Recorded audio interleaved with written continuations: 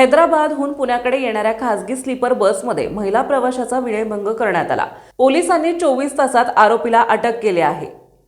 या गुन्ह्यादरम्यान हडपसर पोलिसांनी तत्पर कारवाई करत अवघ्या 24 तासात आरोपीला अटक करून न्यायालयात दोषारोपपत्र ही दाखल केले आहे।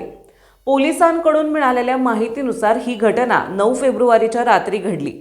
पीडित महिला आणि तिचे पती काचीगुडा हैदराबाद येथून रात्री 10 वाजता खासगी ट्रॅव्हल्सच्या स्लीपर बसने पुण्याकडे रवाना झाले होते।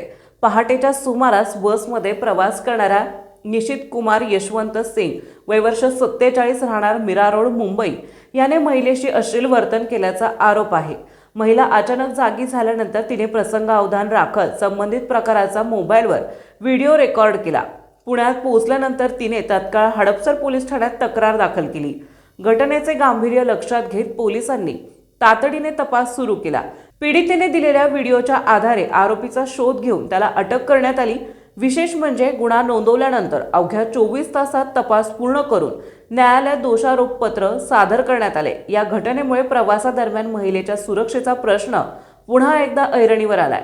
पोलिसांच्या जलद कारवाईचे कौतुक होत असले तरी खासगी ट्रॅव्हल्समधील सुरक्षा व्यवस्थेबाबत आणि प्रवाशांच्या वर्तनावर नियंत्रणाबाबत प्रश्न उपस्थित होत आहेत।